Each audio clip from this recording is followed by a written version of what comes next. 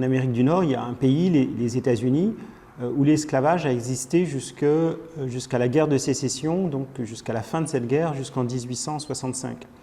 Les esclaves vivaient, pour la grande majorité d'entre eux, dans des plantations, donc ils travaillaient à la terre. Il y avait une petite partie des esclaves qui travaillaient en ville, dans les villes du sud des États-Unis, comme la Nouvelle-Orléans par exemple. Il y avait beaucoup d'esclaves qui travaillaient comme artisans, qui travaillaient au port, comme dockers. On trouvait aussi des esclaves dans des mines, par exemple les premières mines de charbon dans les Appalaches. Les esclaves aux États-Unis voyaient beaucoup leur maître, contrairement aux communautés d'esclaves de la Caraïbe, où les esclaves parfois ne voyaient jamais le maître de leur vie et avaient très peu de relations avec le monde blanc en général. Aux États-Unis, le nombre d'esclaves a augmenté avec le temps, au XIXe siècle. Les esclaves avaient des enfants aux États-Unis et les maîtres avaient d'ailleurs intérêt à ce que ces enfants grandissent pour pouvoir les vendre ensuite, pour pouvoir gagner de l'argent avec.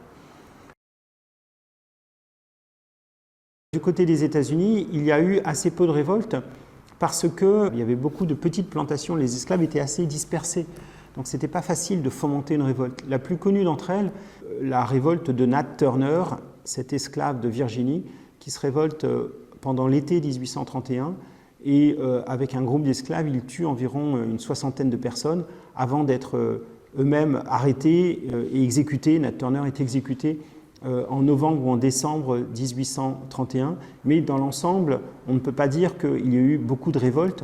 Les résistances à l'esclavage, elles ont passé par d'autres biais, par exemple par la fuite, ça c'est une manière de résister à l'esclavage, ou bien par le sabotage des outils, par la destruction discrète des récoltes, des moyens plus réalistes que la révolte qui, aux États-Unis, semblait inéluctablement vouée à l'échec. L'abolition de l'esclavage aux États-Unis est le fruit d'une guerre qui a fait 600 000 morts, c'est la guerre de sécession. Les États du Sud ont fait sécession après l'élection de Lincoln, car ils ont peur que Lincoln abolisse l'esclavage. Mais ça n'est pas l'intention de Lincoln initialement. Et puis la guerre évolue, elle se durcit, elle devient de plus en plus violente. Et le but de guerre du nord des États-Unis devient l'abolition de l'esclavage et pas simplement la réunification du pays. C'est donc ce qui s'opère en 1865.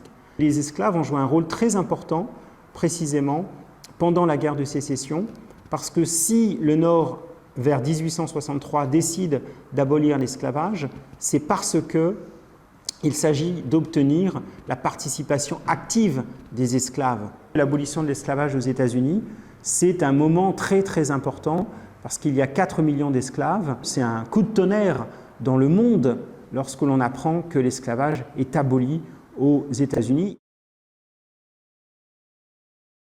Alors, le premier droit civique, c'est l'abolition de l'esclavage et la citoyenneté qui est accordée aux anciens esclaves. Mais ce qui se passe, c'est qu'à partir des années 1880, les anciens propriétaires d'esclaves retrouvent progressivement du poil de la bête, si je puis dire, reviennent un peu au pouvoir dans les États du sud des États-Unis et vont mettre en place un système très rigoureux de ségrégation ainsi que de privation du droit de vote.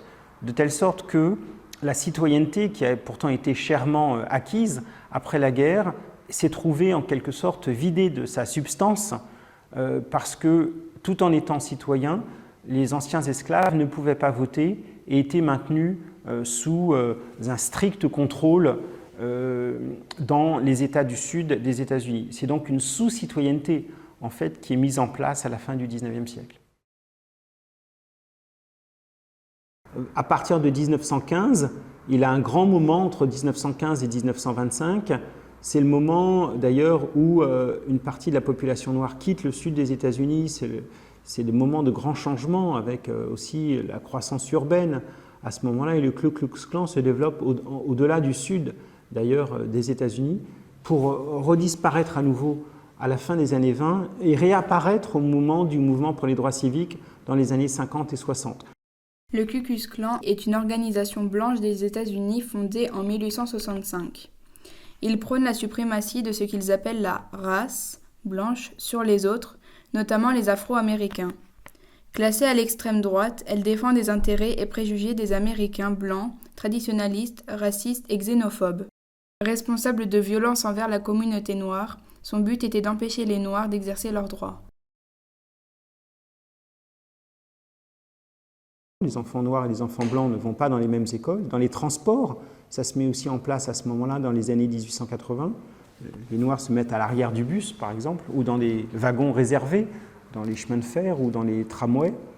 Et puis ça se développe un peu partout, ça va jusqu'aux toilettes, par exemple, jusqu'au lavabo. Tout ce à quoi vous pouvez penser fait l'objet d'une séparation rigoureuse pour que les gens, surtout, ne se croisent pas, ne se mélangent pas. C'était la grande peur de l'époque. Et la ségrégation donc reste en place dans les États du Sud des États-Unis jusqu'aux années 60. Il faut un siècle après la guerre de sécession, une nouvelle révolution américaine, comme on l'appelle parfois, pour remettre en cause la ségrégation.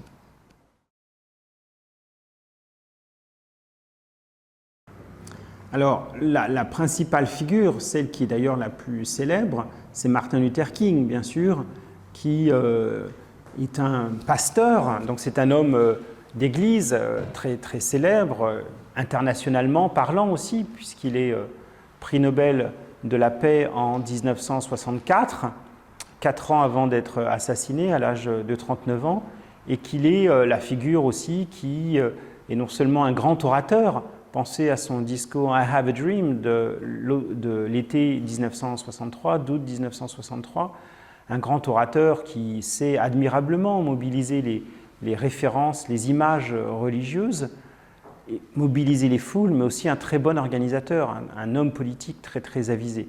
Donc c'est la principale figure. Mais il y a aussi d'autres figures moins connues, localement parlant, dans les villes, comme à Birmingham, par exemple, comme à Mobile, dans l'Alabama, comme à Atlanta, qui ont été des militants très, très actifs, ainsi que les conseillers autour de Martin Luther King. Mais s'il y a une figure qui se détache très, très nettement, c'est bien celle-là. Malcolm X, lui, est assassiné en 1965. Il a une postérité par la suite, c'est celle du Black Power, des Black Panthers, à partir de 1966, tandis que Martin Luther King, lui, qui est assassiné en 1968, est sur des positions plus modérées de dialogue et de négociation avec le pouvoir politique. Dans le mouvement pour les droits civiques, il y avait beaucoup de militants blancs qui, d'ailleurs, s'engageaient de façon très, très courageuse. Certains en sont morts, n'oublions pas. Dans les années 60, des militants blancs ont été tués dans le Sud. C'était dangereux de militer pour les droits civiques à cette époque où le Ku Klux Klan pouvait vous assassiner. Et s'en prenait particulièrement aux militants blancs d'ailleurs, qui étaient en quelque sorte des traîtres, n'est-ce pas, qu'il fallait punir le plus sévèrement possible. Et donc il y a eu un engagement fort, y compris d'ailleurs un engagement de ceux qu'on appellerait aujourd'hui des people, des grandes vedettes de la musique, par exemple Bob Dylan, John Baez et beaucoup d'autres ont marché aux côtés de Martin Luther King dans les années 60.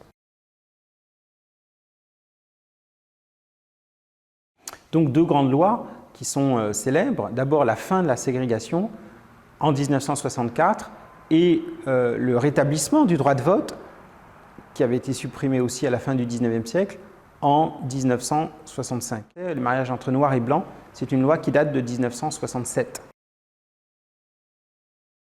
Alors les principaux, ce sont Kennedy entre 1960 et 1963 et Johnson qui lui succède après l'assassinat de Kennedy, donc entre 63 et 68. Johnson, en particulier, a été le grand artisan des lois de 64 et 65. Mais ces présidents, surtout Johnson d'ailleurs, ont agi parce qu'ils étaient sous pression du mouvement pour les droits civiques.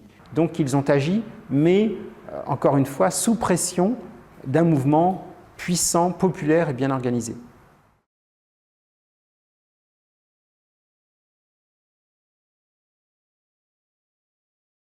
Depuis les années 1980, alors il y a toute une histoire, on parlait plus volontiers de black dans les années 60-70, on parlait aussi beaucoup de negroes, de nègres littéralement, dans les années 60. Martin Luther King parlait de negroes, donc lui-même en parlait, ça n'était pas un terme péjoratif, et puis le terme de black s'est imposé, ensuite le terme plutôt afro-american, quelque chose comme ça, et puis maintenant on parle beaucoup de african-american. On fait allusion là à une origine, les ancêtres lointains, le continent africain. Donc c'est une forme aussi de valorisation des racines africaines lointaines, une forme de fierté aussi culturelle, de fierté ethnique, pourrait-on dire aussi, qui est sous-entendue par l'utilisation du terme African American.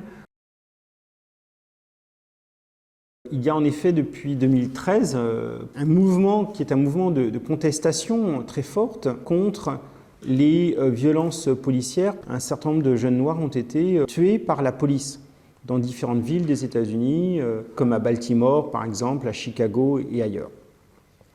Et donc ça a donné naissance à un mouvement de protestation, le mouvement Black Lives Matter, qui est bien organisé, très présent sur les réseaux sociaux, avec quelque chose qui ressemble à un nouveau mouvement pour les droits civiques. Et la présence d'Obama à la Maison-Blanche n'est pas indifférente d'ailleurs à ce mouvement, dans la mesure où précisément c'est parce que Obama, on attendait quelque chose d'Obama que les gens se mobilisaient. L'arrivée au pouvoir de Trump risque de faire retomber les choses parce que personne n'attend rien de Trump. C'est un président profondément raciste, profondément hostile au monde noir américain. Et donc là, il y a un contraste très fort avec la présidence Obama. Donc c'est un renouveau d'un mouvement de protestation contre les violences qui sont faites et d'une manière générale contre les inégalités qui persistent de manière si forte dans l'accès au travail, dans l'accès aux soins, dans les écoles, etc. Être noir et être blanc aux États-Unis, c'est vraiment pas la même chose. Et beaucoup de gens, surtout des noirs bien entendu, protestent contre cette situation